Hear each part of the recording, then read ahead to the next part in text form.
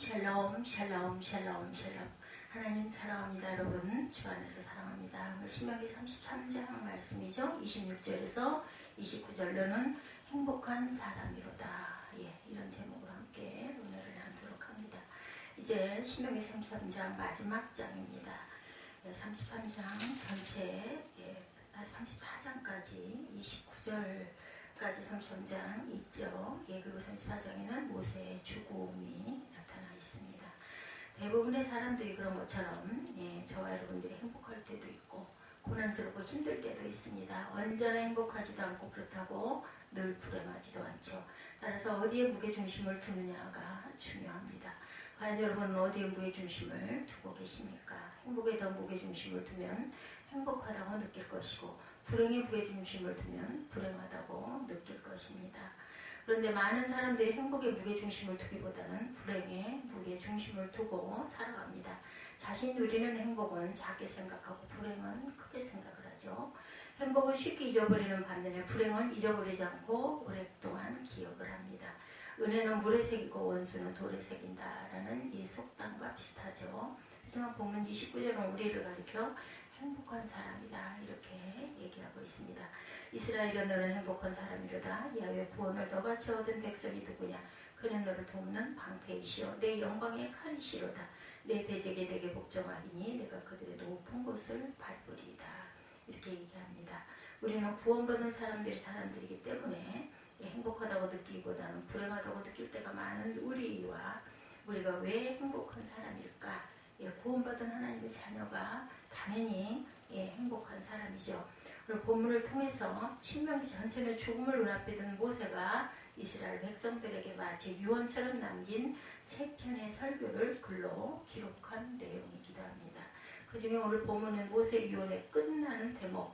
왜냐하면 34장은 대부분의 성경학자들이 동의하듯이 모세의 죽음과 장래에 대한 내용이기 때문에 실제적인 마지막 신명기 마지막 장은 33장이다.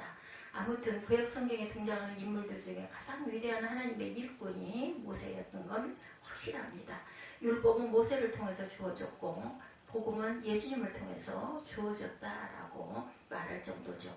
그런 모세가 이스라엘이여 너는 행복한 사람이로다 라고 말하고 있어요. 모세가 이와 같은 말을 한 것은 가나안에 못 들어가는 자신의 처지와는 달리 이스라엘 백성들이 가나안에 들어갈 수 있기 때문에 부러워서 한 말은 아니었습니다. 이스라엘 백성들은 행복한 사람인 이유는 본문 29절에 이어서 소개되죠. 야훼의 구원을 너같이 얻은 백성이 누구냐. 그렇습니다. 이스라엘 백성들이 행복한 이유는 하나님의 구원을 누리고 있는 백성들이었기 때문이죠. 그것은 오늘날에도 마찬가지입니다. 예수님을 믿고 복을 받은 저와 여러분들. 그런데 예수님은 믿고 우리가 받은 복 중에 가장 큰 복은 구원의 복입니다. 물질의 복이나 건강의 복이나 출세의 복이 결코 아닌 구원의 복. 구원처럼 귀한 건 없죠. 영원한 생명을 받은 것이기 때문에 성경이 말하는 복의 핵심은 구원이고 영생으로 이어지기 때문입니다. 저와 여러분들이 여전히 이 세상이 힘들고 어려울 때가 많지만 행복한 사람인 이유도 바로 여기 있습니다. 하나님의 구원을 얻은 백성이기 때문이죠. 두 번째, 하나님께서 우리의 방패가 되어주시기 때문이죠. 본문 29절에 그는 너를 돕는 방패시오 말씀합니다. 고대사회에서 벌어진 전투의 장면을 연상해보면 방패의 중요성을 알 수가 있어요. 적군에게 공격을 받을 때 몸을 보호하기 위해서 방패가 필요합니다. 그러므로 성경에 총 76번에 언급되는 방패는 보호와 안전을 상징하죠. 그렇지만 고대 전투에서 사용된 방패는 그 재질이 천차만별이었습니다. 어떤 방패는 손에 들고 있어도 적군이 쏜 화살을 막지 못했고 더 큰 창은 두말할 필요가 없었습니다. 심지어 요즘도 비슷한 일이 벌어집니다. 며칠 전 뉴스에서도 우리나라의 군인들에게 지급되는 방탄복이 부실해서 총탄을 때려 막을 수 없다는 사실이 드러나 문제가 되기도 했죠. 그래서 하나님께서는 친히 우리의 방패가 되어주신다면 우리가 아무런 걱정을 할 필요가 없습니다. 우리를 해치기 위해서 달려드는 원수마귀 어떤 공격도 우리의 방패가 되시는 하나님 앞에서는 무용지물이기 때문이죠. 시편 121편 5절에서 7절이죠. 그러면 하나님께서 우리를 지켜주는 방패가 되신다는 사실을 기억하면서 어떤 위험과 어려움이 닥쳐도 담대하게 믿음 생활하는 저와 여러분이 되셔야겠습니다. 이 세상을 사는 우리가 아무런 고난이나 어려움을 겪지 않는다는 것은 아니에요. 우리가 살아있는 살아있는 한은 어떤 고난과 어려움도 항상 우리 주변에 복병처럼 도사리고 있죠.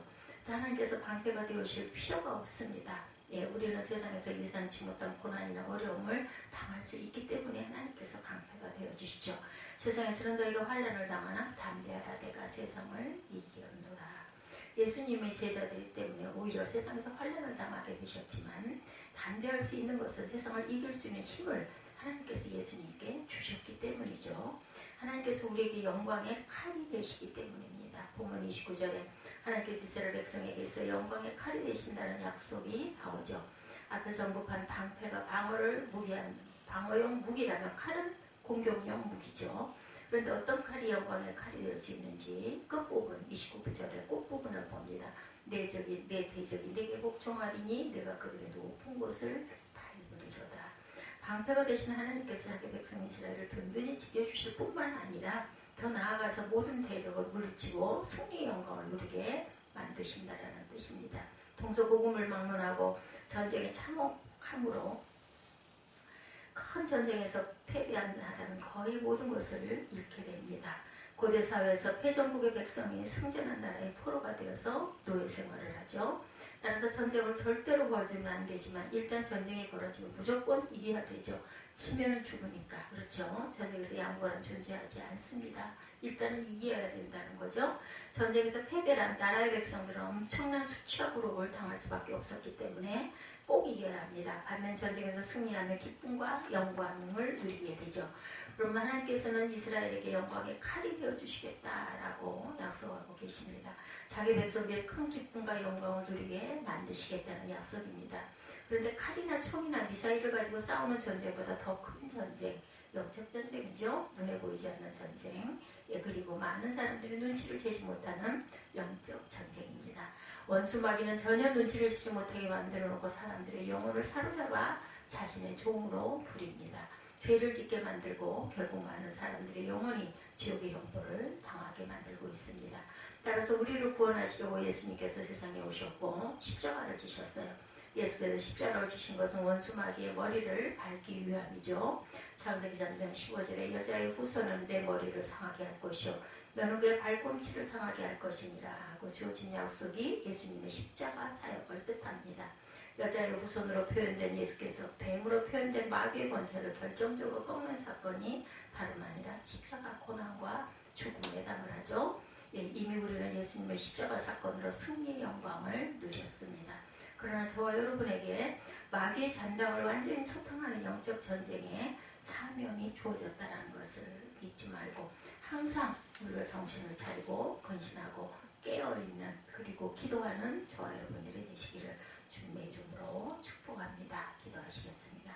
하나님 신명기를 마치면서 너는 행복한 사람이로다 29절의 말씀을 묵상하고 갑니다.